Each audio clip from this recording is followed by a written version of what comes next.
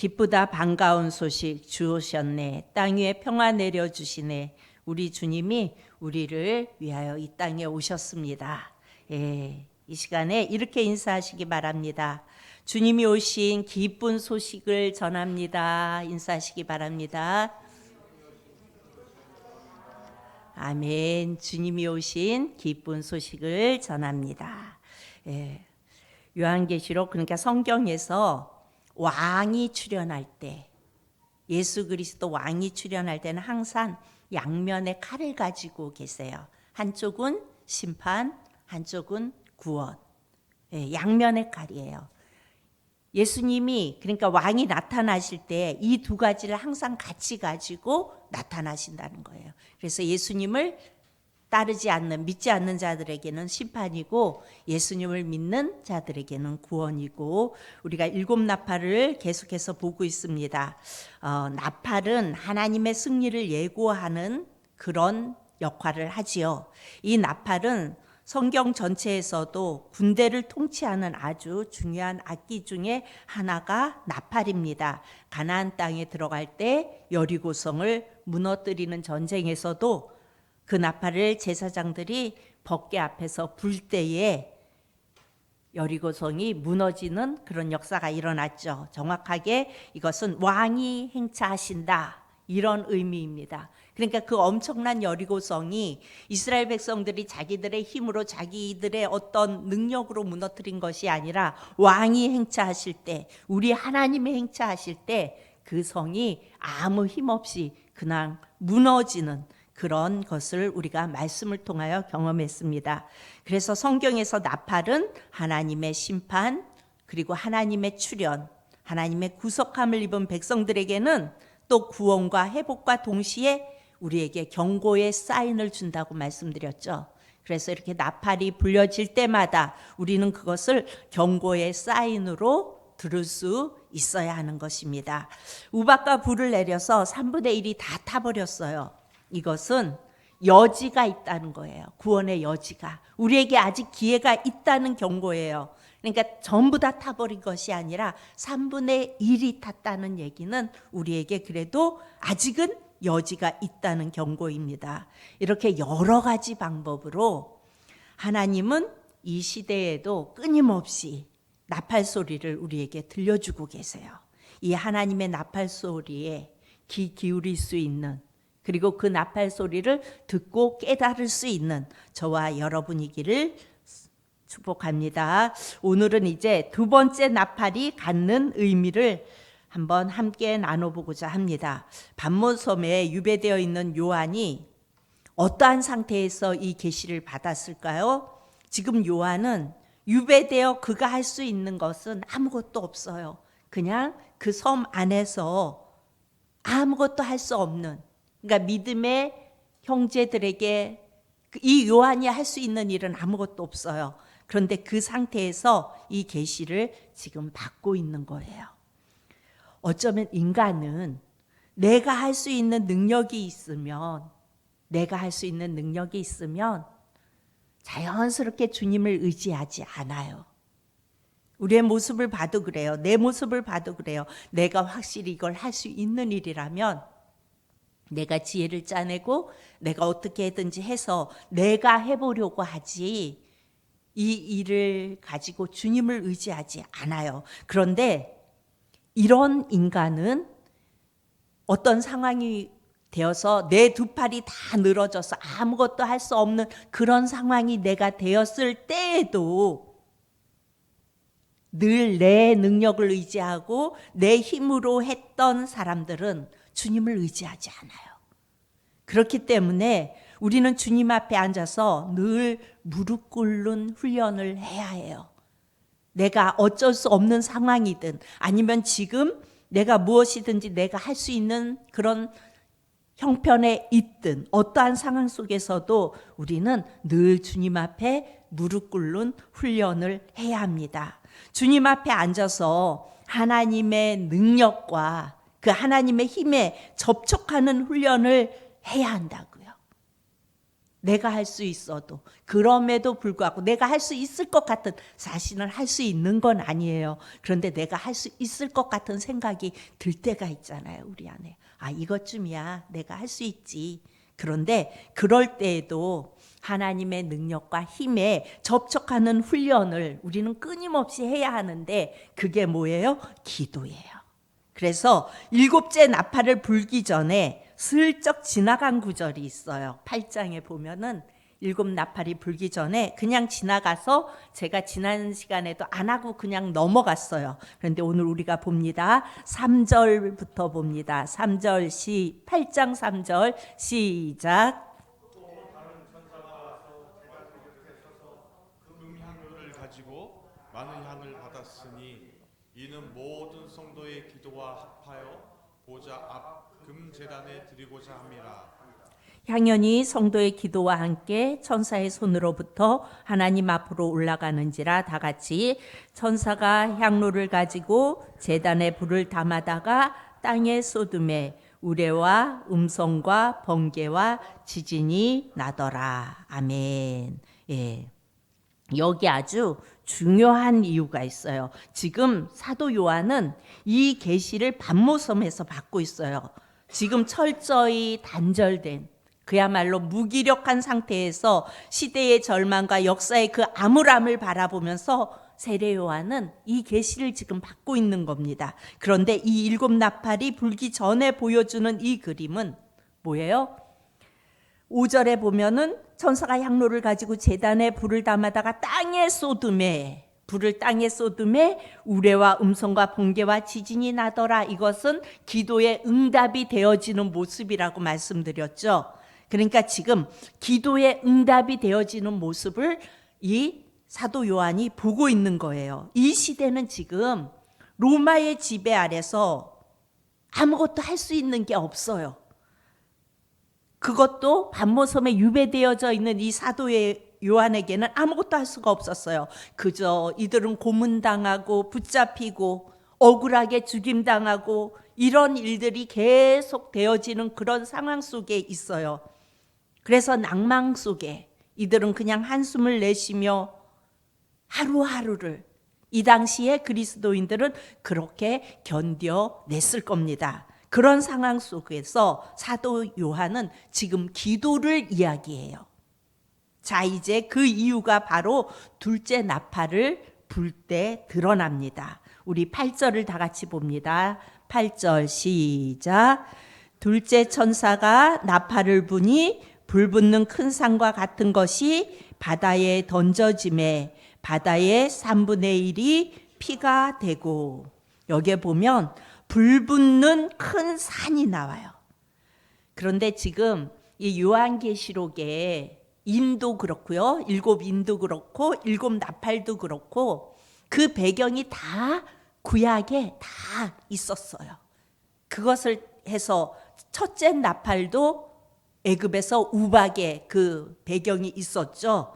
이 불붙는 큰 산도 구약의 배경을 두고 있어요. 이 불붙는 큰 산을 구약에서는 어떻게 설명하고 있냐면, 우리가 예레미야서를 한번 봅니다. 예레미야 51장 25절에서 27절을 봅니다. 25절 시작. 여호와의 말씀이니라. 온 세계를 멸하는 멸망의 산아, 보라 나는 내 원수라. 나의 손을 내 위에 펴서 너를 바위 위에서 굴리고 너로 불탄산이 되게 할 것이니, 여기 불탄산이 나오죠. 이것은 바벨론을 향하여 말씀하시는 거예요. 바벨론, 여호와께서 말씀하시는데 온 세계를 멸하는 멸망의 산아, 바벨론을 향하여 말하는 거예요. 나는 내 원수라. 나의 손을 내 위에 펴서 너를 바위 위에서 굴리고 너로 불탄산이 되게 할 것이라. 지금 바벨론이 불탄 산이 되게 할 거라고 지금 하나님께서 말씀하고 계시는 거예요. 26절을 다 같이 봅니다. 시작. 취하지 아니할 것이요 너는 영원히 황무지가 될 것이라. 여호와의 말씀이니라. 예, 집 모퉁이 돌이나 기초돌을 취하지 아니할 것이요 너는 영원히 황무지가 될 것이라. 지금 여호와 하나님께서 바벨론을 향하여 말씀하십니다. 그런데 그 바벨론을 향하여 말씀하시면서 또 어떤 말씀을 하시냐면 이렇게 말씀하세요. 내가 세상의 모든 자들을 다 동원시켜서 바벨론을 어떻게 치냐면 27절을 보세요. 하나님께서 바벨론을 이렇게 치겠대요. 그 강한 바벨론, 이 세상의 그 어떤 권력도 바벨론을 흔들 수 없는 그런 권력을 가진 이 나라를 하나님께서 이렇게 치시겠다고 말씀하십니다. 27절 시작. 땅에 깃발을 세우며 나라들 가운데에 나팔을 불어서 나라들을 동원시켜 그를 치며, 그가 누구예요? 바벨론. 아라락과 민니와 아스그나스 나라를 불러 모아 그를 치며 사무관을 세우고 그를 치되 극성스러운 메뚜기 같이 그 말들을 몰아오게 하라. 지금 여호와 하나님께서 바벨론을 이렇게 치시겠다는 것입니다. 여기서는 바벨론 제국을 말하고 있어요. 예레미야서에서는. 그런데 지금 이 시대에는, 이 요한계시록 시대에는 이런 제국이 누구예요? 로마 제국. 지금 로마 제국을 말하는 것입니다. 그 누구도 흔들 수 없는, 그야말로 영원히 갈 것 같았던 그 로마 제국. 그래서 로마 제국은 절대 국가였어요. 즉 황제가 신이었어요. 그래서 로마 법정에서 판결을 내리면 그 누구도 뒤집을 수가 없어요. 그래서 바울 사도도 로마 법정에서 사형 언도를 내리죠. 그 누구도 뒤집을 수 없을 것 같은 모습이었어요. 그런데 사도 요한은 그것을 누구죠? 사도 바울은 그것을 뒤집지요. 그리고 나의 마지막 심판은 주님 앞에서다, 이게 아니다 라고 확실하게 뒤집는 것을 볼 수가 있었습니다. 그런데 지금 가장 이 무기력한 상태에 놓여 있는 요한에게, 이 요한은요 하나님의 백성을 대표하는 사람이에요. 지금 여기에서. 그래서 이 하나님 백성을 대표하는 이 요한에게 지금 하나님은 이 말도 안 되는 그림을 보여주고 계신 거예요. 그 누구도 흔들 수 없는 이 로마 제국에 이것을 하나님께서 멸망하게 할 것이다, 뒤집을 것이다 라는 것을 지금 요한에게 보여주고 있는 거예요. 바벨론이 불탄산이 된 것처럼, 그 엄청난 바벨론이 불탄산이 된 것처럼 로마 제국도 그렇게 바다에 던져질 것이다, 이렇게 말씀하시는 거예요. 그래서 오늘 8절에 보면 바다에 던져짐에, 큰 산과 같은 것이 로마 제국이 바다에 던져짐에 바다의 3분의 1이 피가 되고, 이렇게 말합니다. 여러분, 그 엄청난 바벨론이 불탄산이 된 것처럼 로마 제국도 그렇게 하시겠다는 거예요. 여러분, 이게 믿어지십니까? 우리가 아무리 시대가 깜깜하고 우리가 살고 있는 이 시대가 점점 지날수록 힘들고 어렵다 그러고 악한 것 같아도, 여러분, 우리는 누구를 믿어요? 예수님을 믿습니다. 우리는 이 믿음을 하나님의 능력에 접붙여야 돼요. 우리는 이런 어려운 상황, 어려운 역사, 아무리 깜깜하고 죄악된 이 세상 속에 우리가 있다 할지라도 우리가 예수님을 믿어요. 그렇다면 우리는 하나님의 능력에 우리가 접붙임을 받아야 돼요. 이것이 뭐예요? 기도입니다. 그래서 바로 이 앞에 기도가 등장을 하는 거예요. 나팔을 불기 전에. 그래서 성도들의 기도가 올라가고, 그리고 그 기도가 억울해서 언제 이것을 해결해 주실 겁니까 하면서 막 호소하는데 그것이 응답되어지는 것을, 이런 깜깜하고 아무것도 할 수 없는 이 상황 속에 있는 지금 요한에게 보여주고 있는 것입니다. 여러분, 예레미야서에 아까 본 불탄산, 이때는요 바벨론의 포로로 잡혀가서 그들이 있을 때에는 이들은 3살 먹은 아이도 70년 후에는 우리가 돌아갈 것이라는 것을 다 알고 있었어요. 어떻게 알고 있어요?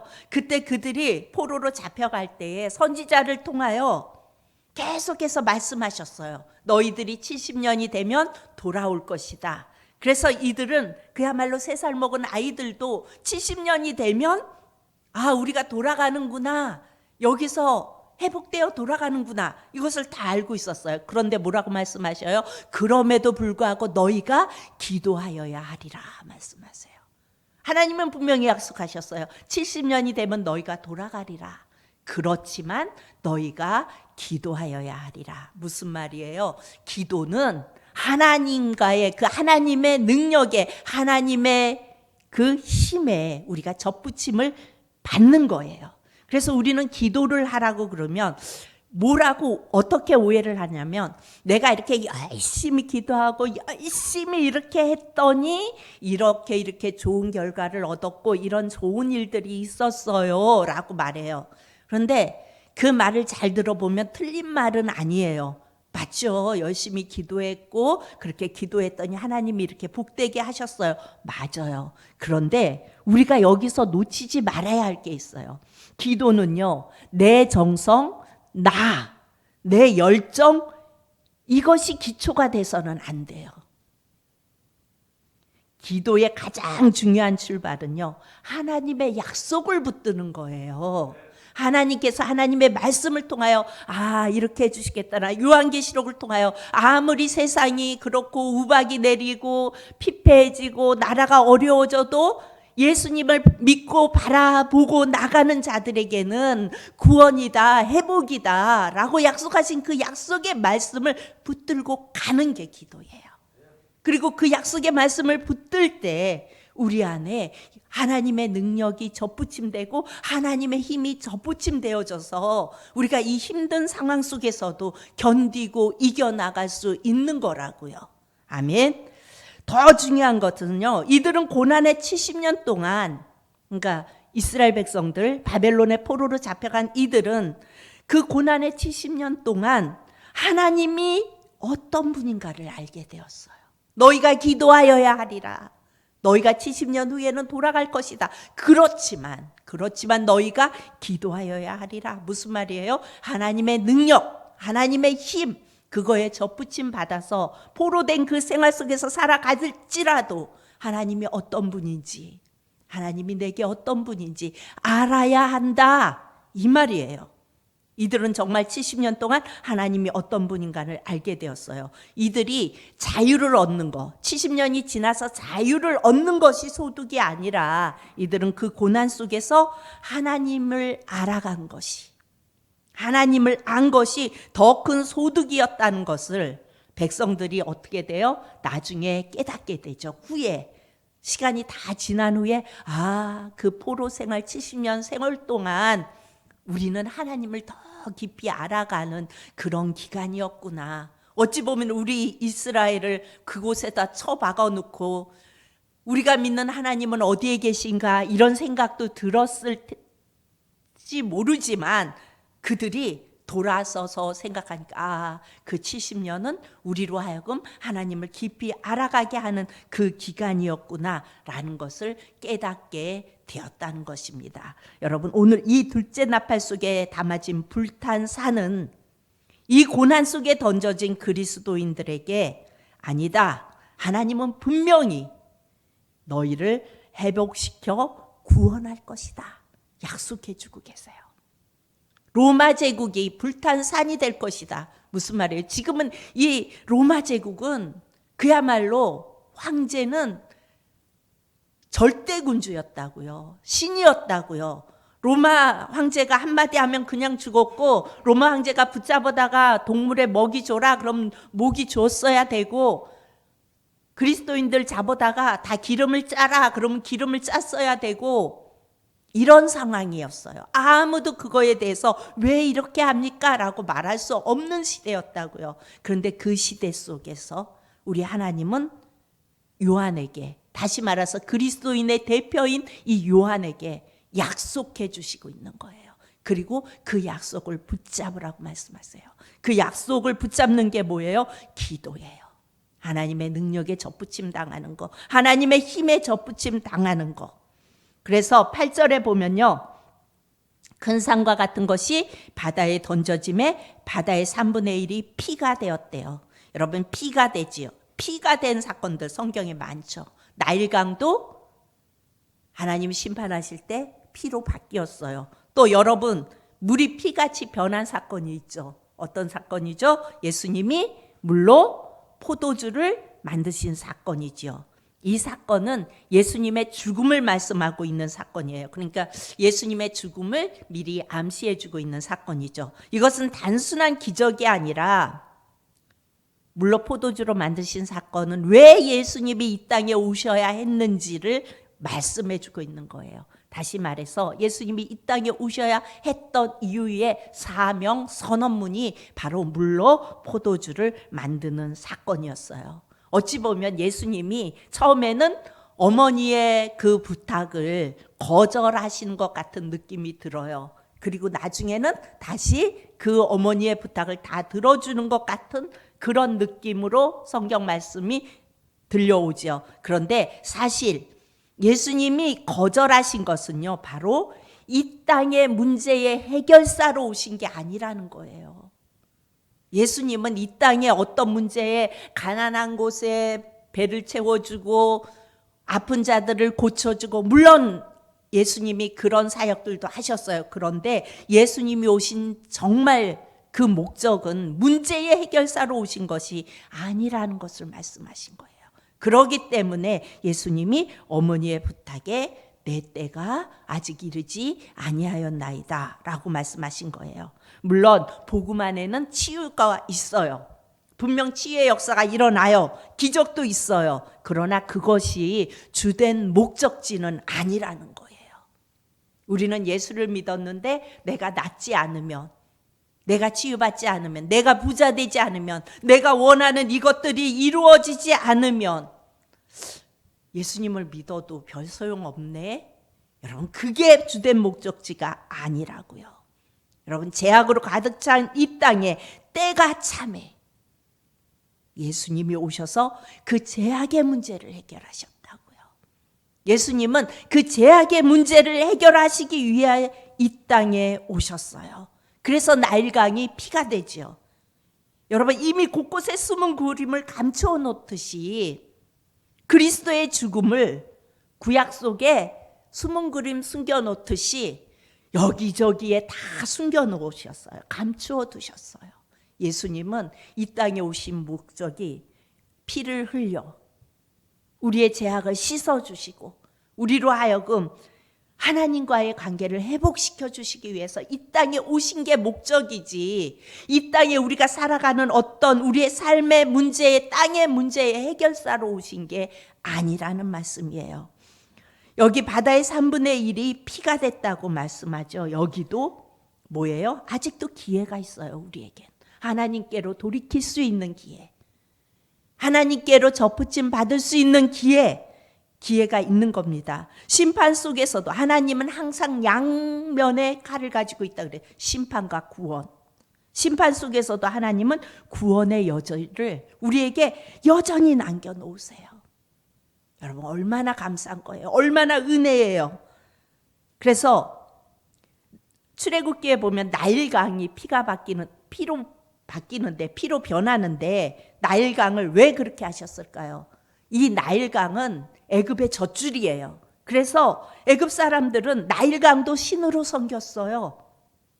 그들의 생명 근원으로 알고 있던 그 나일강을 하나님은 심판하신 거예요. 만주의 주는 하나님 한 분밖에 없다는 것을 하나님께서는 천하에 드러내시기 위해서 그 나일강을 피로 변하게 하신 거라고요. 바다 가운데 생명 가진 피조물은 3분의 1이 다 죽고, 그러니까 지금 9절 말씀이에요. 바다 가운데 생명 가진 피조물들이 3분의 1이 죽고 배들의 3분의 1이 깨지더라. 두 번째 나팔을 불었더니 불붙는 큰 산과 같은 것이 바다에 던져지고 그것이 피가 됐대요. 하나님의 심판을 말합니다. 그리고 바다 가운데 생명 가진 피조물들이 3분의 1이 다 죽었대요. 심판을 하시는데 아직은 여지를 남겨 놓으시는 거예요. 아직 돌아올 수 있다. 아직은 돌아올 수 있다. 그리고 배들의 3분의 1이 깨졌대요.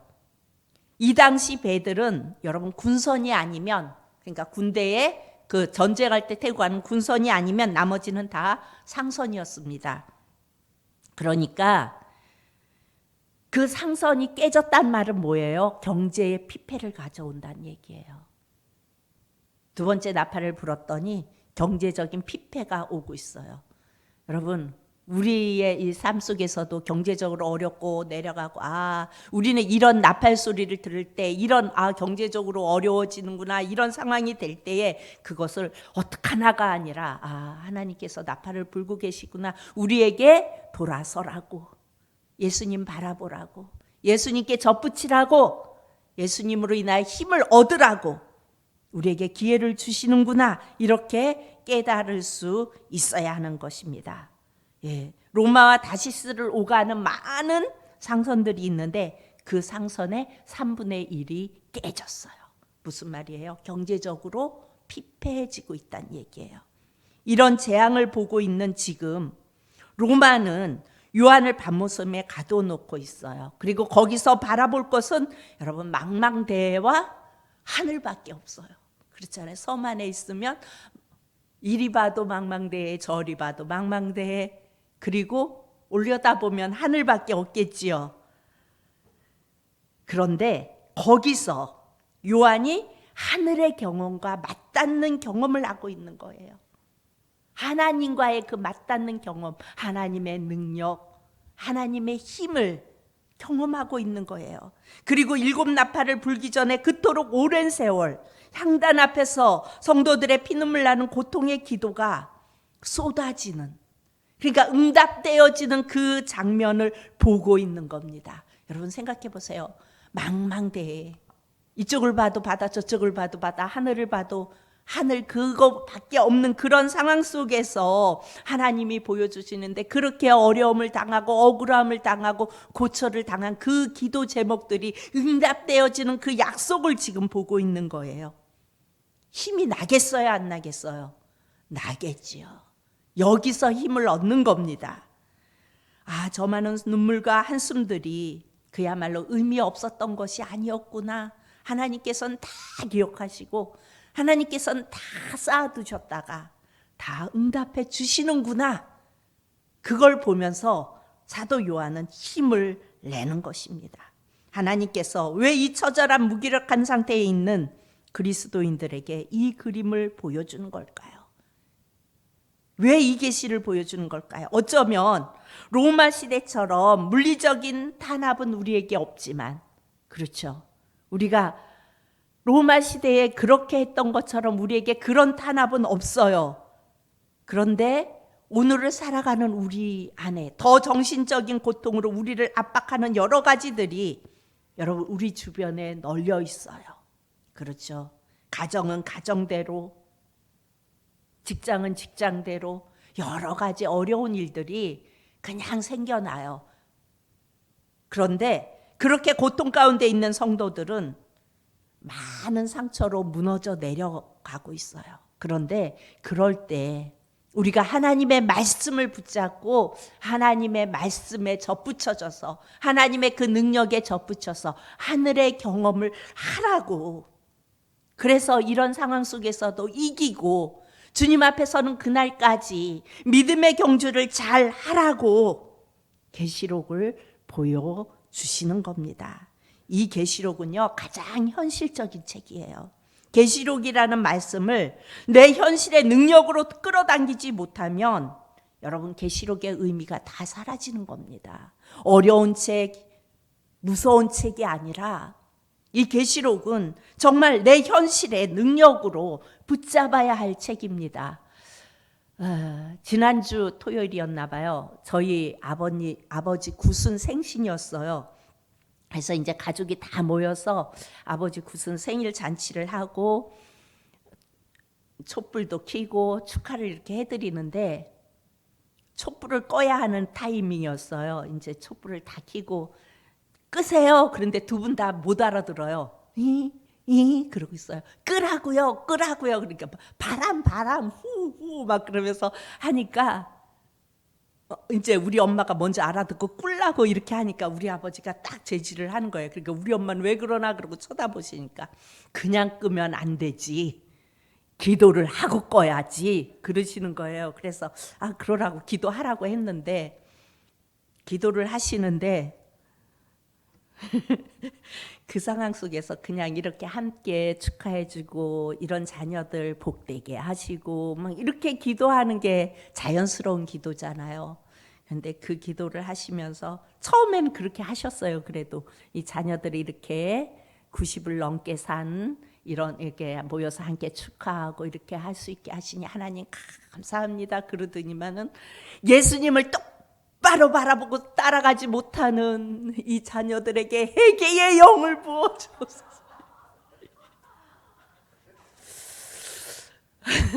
그러면서 마지막 때에 하나님을 잃고 사는 이 어리석은 백성들을 불쌍히 여기시고 회개의 영을 부어달라고 막 계속 그러시는데 이게 언제까지 갈래나 큰일 났다. 그래서 저는 이렇게 하다가 이렇게 봤어요. 저 초가 다 녹나.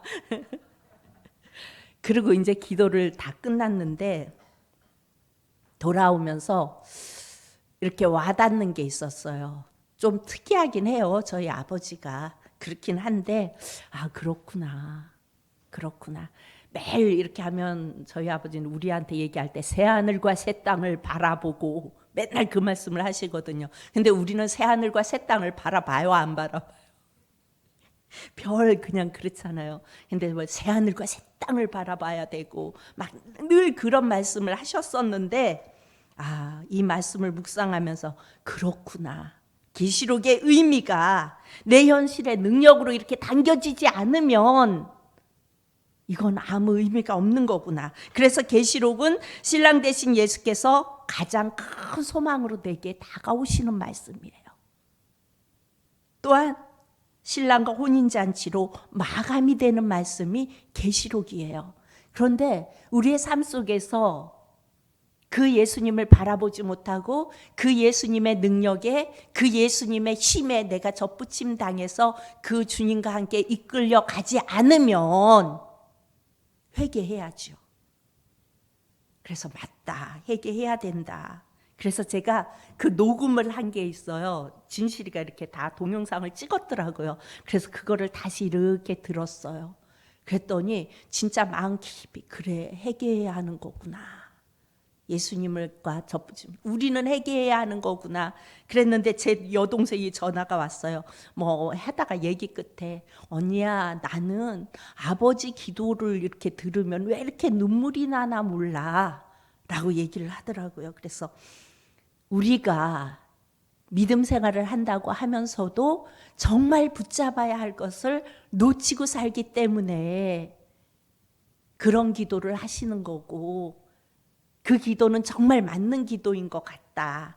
그래서 우리가 정말 예수님을 붙잡고 그 예수님의 그 능력에 접붙임을 받아서 살아가야 될 것 같아. 그랬더니 그치 언니야. 나도 이렇게 저녁에 집에 와서 이걸 다시 이렇게 돌려서 봤는데 언니야 막 눈물이 나더라. 이렇게 얘기를 하더라고요. 여러분 세상의 역사는 비극적인 결말을 맞아요. 결국에 가서는 한 양날의 칼, 심판과 구원. 세상의 역사는 비극으로 마감을 하게 돼요. 결말을 맞아요. 그러나 그 역사의 경계선을 넘으면 이제 우리는 영원한 하나님의 아들이신 예수 그리스도와 함께 신부로 상상할 수 없는 새날이 주어진다는 그 사실을 여러분 붙잡으시기를 바랍니다. 여러분 이게 사실인데 분명한 건데 진짜인데 그렇죠.